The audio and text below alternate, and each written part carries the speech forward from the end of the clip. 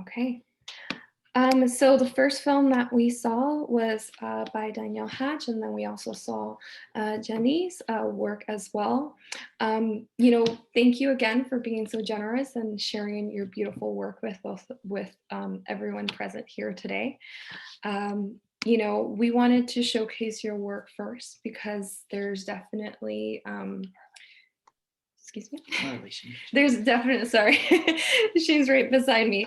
There's definitely a connection and a relationship. We're thinking about space, and we have questions for you as well that we've prepared. And of course, audience members, if you do want to ask a question, feel free to drop them in the chat, and we'll go through those as well.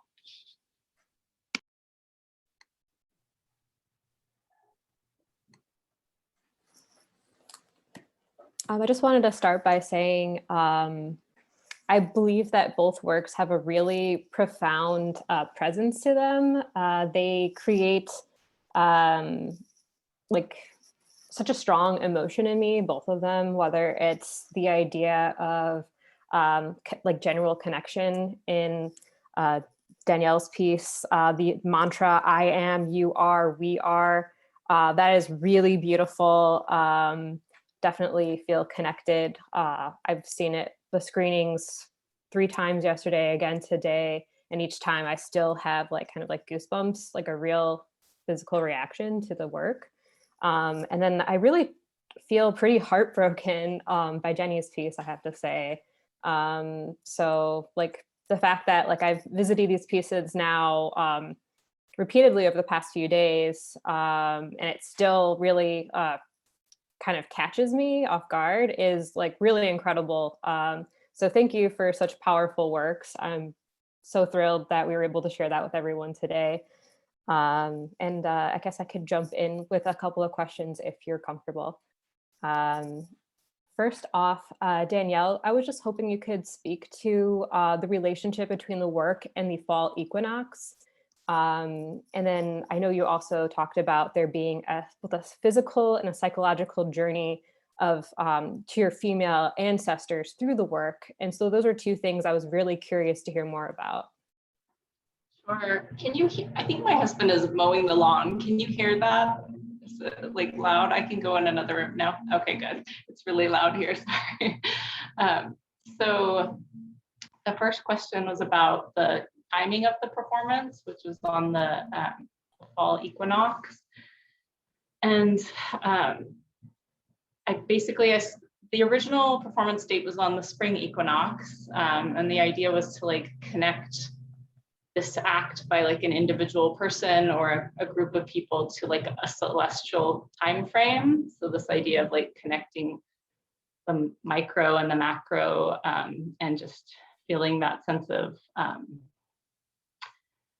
I guess like a purposefulness in the time that it was taking place, but because of COVID, it was postponed until the fall of last year, which actually ended up being fine for the sake of the performance. But yeah, so that was sort of where the piece itself was very much about connecting through time. And so when I was thinking about when it would take place, it made sense to me to kind of connect it to like a larger kind of notion of time, like with the connection to the Earth's rotations around the sun.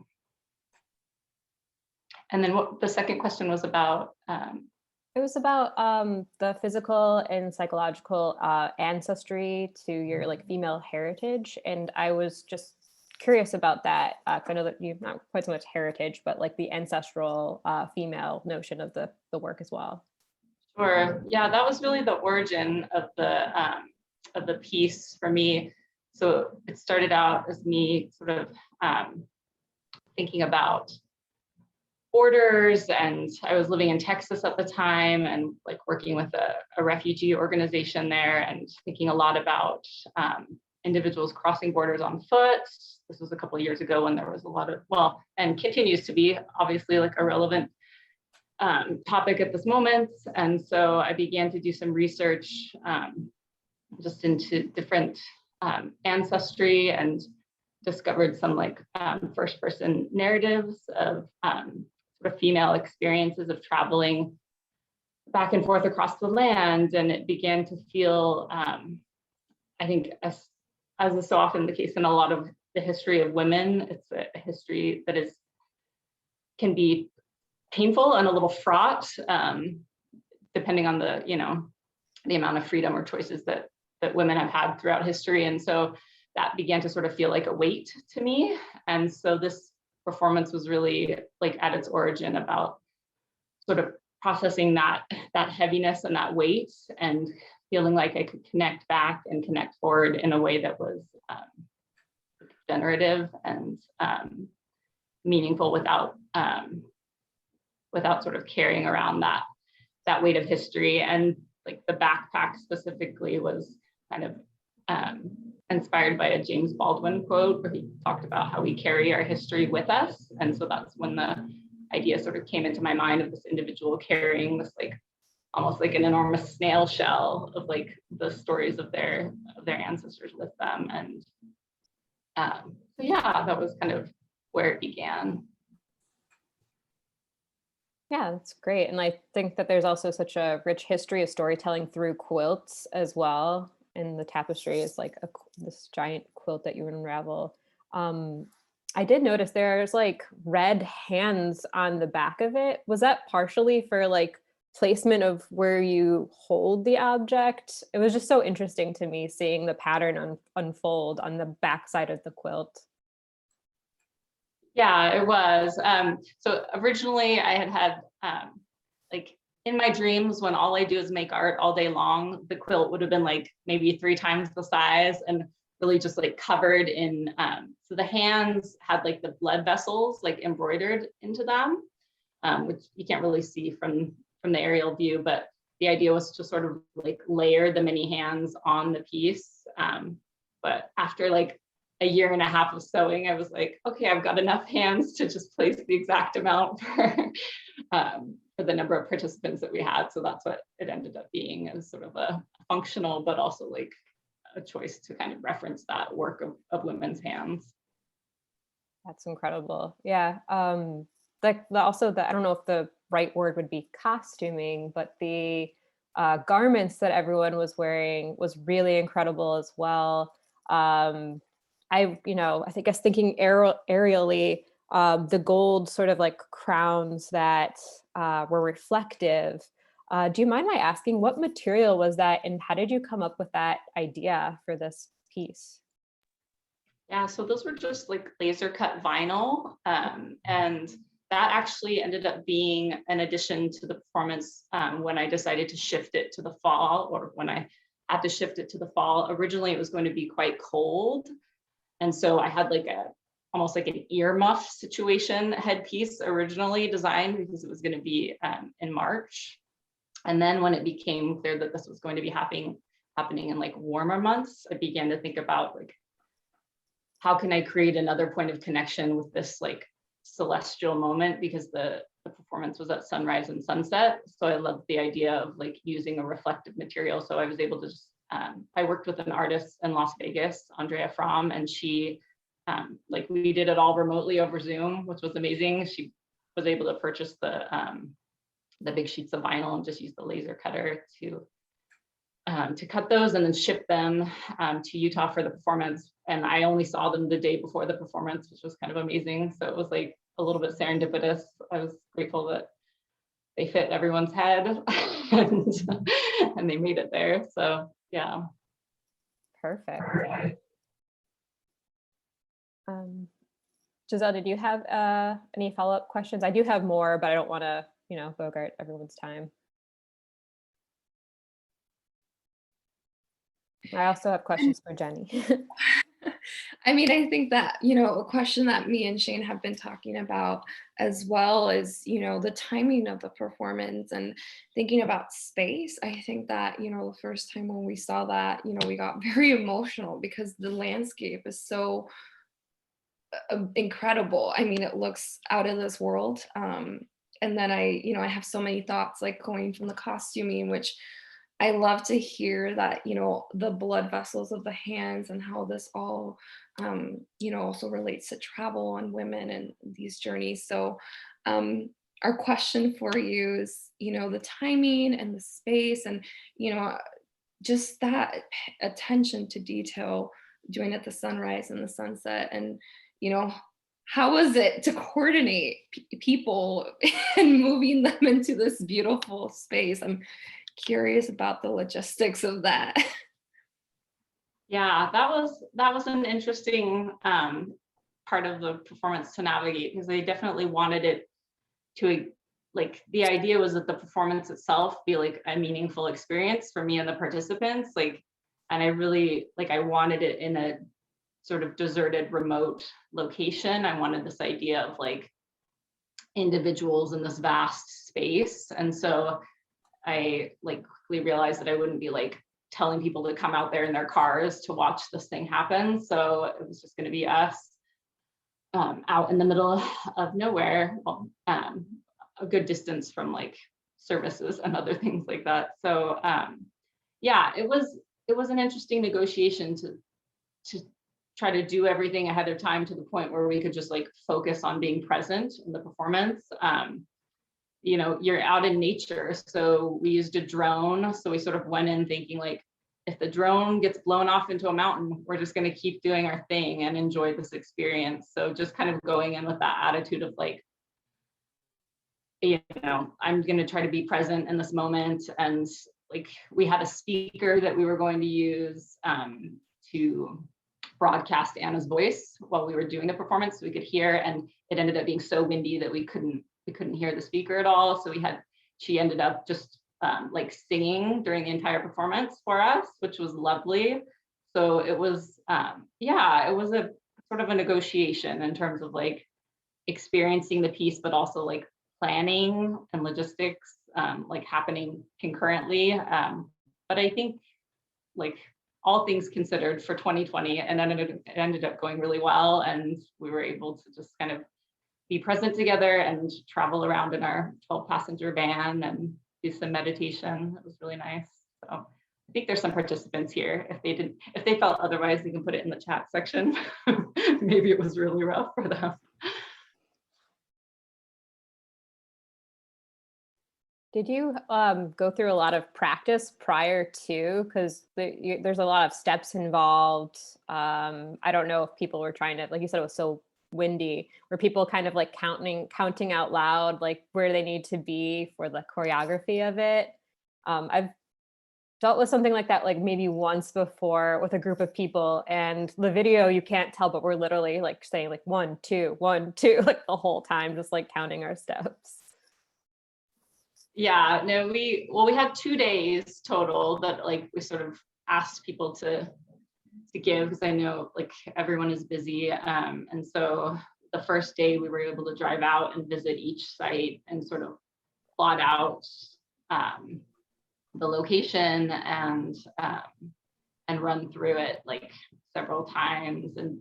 But I mean, prior to that, like there was not much practice. And so I really appreciated the flexibility of like all the participants to just like kind of give it their go. Like we weren't shooting for synchronized swimming like levels of, you know, of performance. It was more just like, let's each be in the moment, and you know, like, yeah. So I think it ended up like, I don't know, being a lovely experience in terms of like not allowing the like need to like hit a mark or get to a certain spot like overtake the actual like process.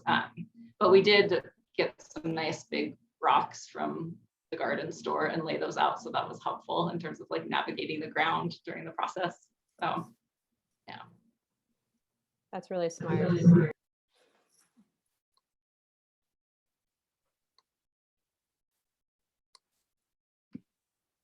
So let's move on to Jenny's film. That was the second film that we saw. And again, folks, we will be playing this after the Q&A session if you didn't get a chance to see the whole films in their entirety.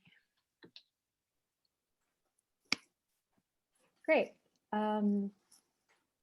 So Jenny, I know that in your statement, you mentioned sort of a relationship between food and home. What is your relationship to the cactus? Ooh,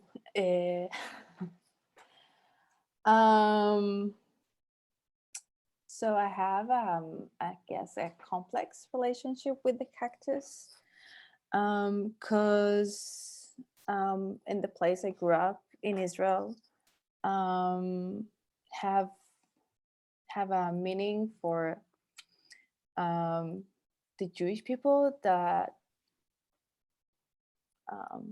let's say, built the country.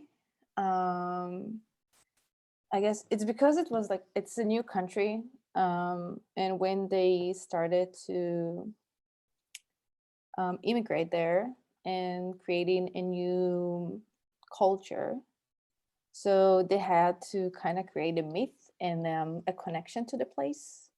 And the cactus was used by the Palestinians in Israel to, it was kind of a border between the villages, or between the village and the cemetery.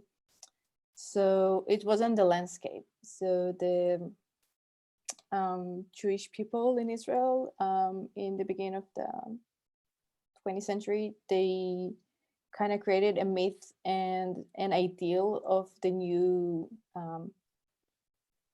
Jew, that like building the country and like working the land and the soil, and kind of became a native Jew to the place. And as an immigrant in Israel in the 90s, I was not native. I was very different from all the other. So I always wanted to be and we call it the Sabra, which is also taken from the Arabic language. So I wanted to be a Sabra. I wanted to be like native. I wanted to be connected to the place. And I couldn't because I was different. I was immigrant. And then when I came to Chicago, I started to see it here in the grocery stores, in the Mexican grocery stores. And I kind of started to learn and research about the cactus more, and like learn about the history of the plant that was originating from Central America, and that was taken by the Spanish to Europe, and then it traveled to the Levant, to Israel, to Lebanon, to Spain, to Italy, all over the Mediterranean water. So I guess it's a complex relationship that I'm not sure it's solved it yet, but yeah, it's like I'm looking through the plant on my identity and my belonging, or maybe even this belonging to the place I call home. Yeah. Yeah, and oh, sorry, Lauren. I just Jenny, I mean, I've known Jenny. We were both at getting our masters around the same time, and so I know I've seen your work, and I've seen your connection to plants and how you are using that to express, your experience, and also as someone who is an immigrant and who has had similar experiences of feeling very dislocated or disbelonging. Your piece is a poem, right? It's this poem. It's very poetic, the way that it's filmed, the way that it's the words and the narrative. And so I'm curious about that location, right? I know that you're talking about feeling that way, but does the plants, do they bring you a sense of comfort? I know that in some other works that I've seen of you, the flowers, that you see that, like, oh, this is familiar. Like, how does that work to you? Like, why are you so drawn to plants to associate with your identity? I'm curious to hear more about I guess I see plants maybe in a similar way as like people, because we are all moving around and we're just moving. And also I see plants related to culture, because for me, when I see a flower or a plant that I know from home or from a story about home, So I immediately have a connection to the plant because of my memory about it. So I don't know, it's just part of the culture for me, and it's also the way we treat plants. I mean, I also recently became interested in like hierarchy in plants, that we have invasive species and we have the plants that we buy in store, the plants that we bring home, the plants that we'll never bring home, even though they are very, I don't know, healthy and make more sense to the place. And so I don't know, I guess each one of us see ourselves in different ways. Like, I don't know, some people relate to, I don't know, objects or pictures, and I found some comfort in plants because they carry history. That's like, I see them as carrying history.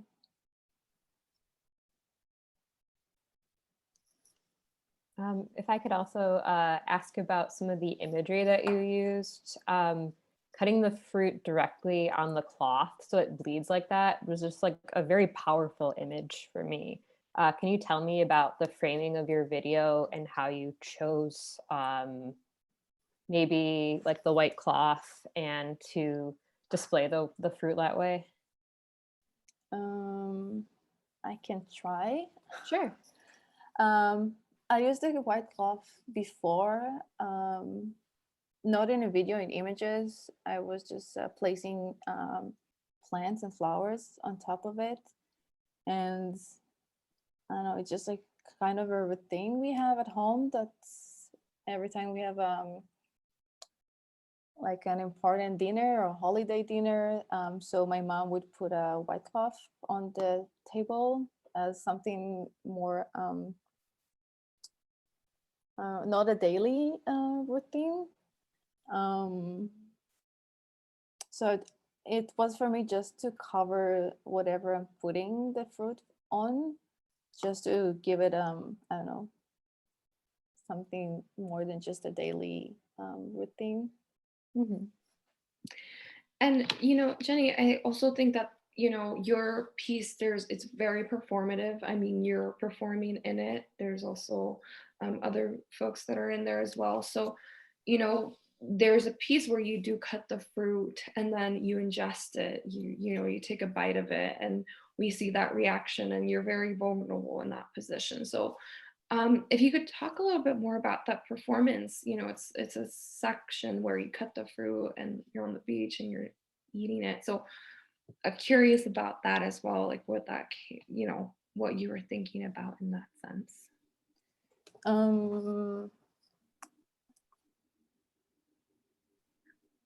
I mean, it wasn't something too special for me because we do eat the fruit back home. We compared to the Mexican food, we don't eat the petals of the cactus, we eat only the fruits.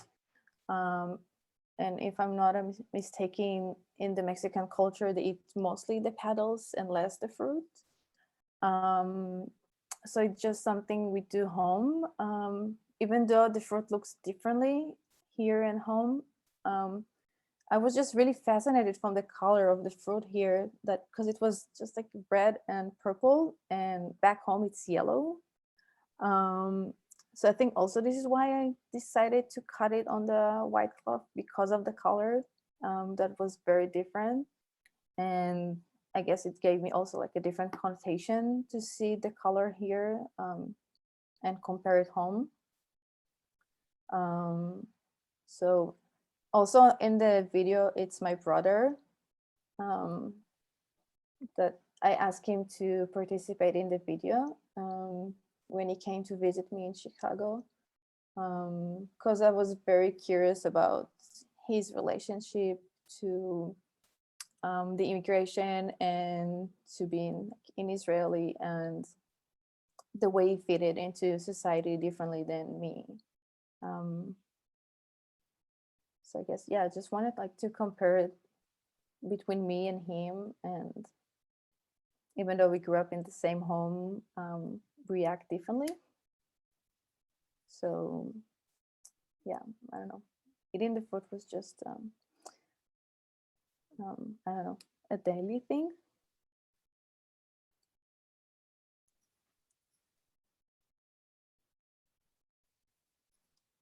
My Q&A. Hi, so we're also gonna open it up to everyone else. We do have some questions, and this is from Scott to Danielle. And Scott said, Danielle, could you explain the color transition from the yellowish brown to the white? Is there a metaphysical transition, sorry?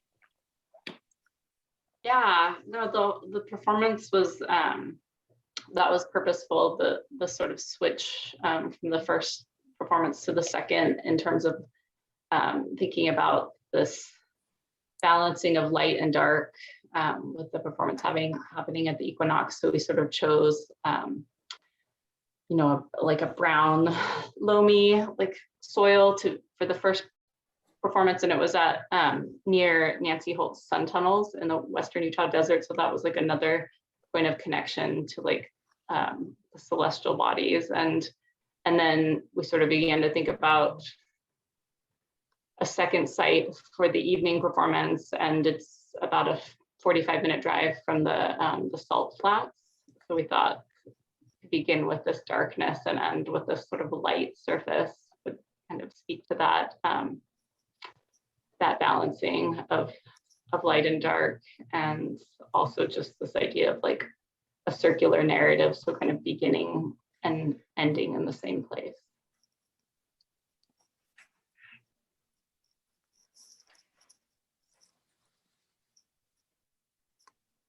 Thank you. So yeah, again, these both were beautiful pieces, and they also have, you know, such deep history in your stories, your narratives, the stories of other women and people here. We do have a few questions. So again, folks, if you want to ask a question, please do send them into the chat. I know that, you know, we're at time, but if you are interested in seeing the beginning of the films, because maybe you missed them, I will be playing them again. We do have one other question from Amy. As a person that's done a few performance pieces, I'm curious if when filming for Jenny's piece, if there were people who tried to interact with the video while you were trying to film, specifically in bracket the piece at the beach. At the beach, no, people didn't try to interact with me, but I filmed also in Garfield Park Conservatory in Chicago, and yeah, people, I don't know, being weird sometimes. So yeah, just like I had to ignore them and continue. I was like in the mood with ignoring them, so it was fine. That's interesting how the performances, right? Both of you are doing performances, but they're such, you know, very isolated versus in a very populated area like the Chicago Beach. Let's see, we're getting more questions. These are great. Jenny, did you ever have a resolution with they said the man in the poem? It's not a man. Okay.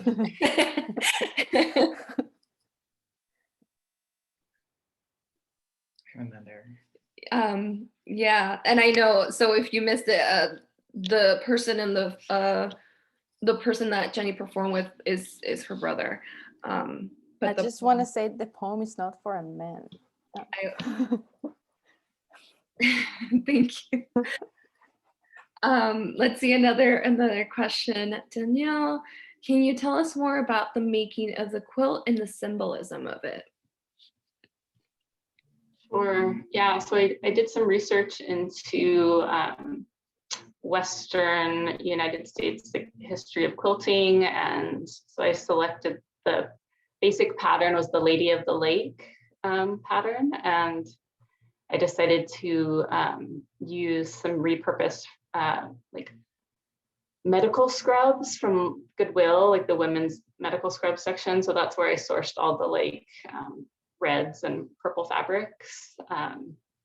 So yeah, and then it just became kind of playing around with like inverting the patterns, and it was like a real like laborious, but like, I don't know, the making of the quilt felt like a performative act as well. It was probably like a year and a half of my life in the evenings, just whenever I could spare a half an hour or an hour, just sitting and cutting up these garments, and realizing how long it takes to actually piece together quilts. Yeah, it's just a super laborious but like lovely process to be engaged with my hands and sort of allow my mind some freedom to wander.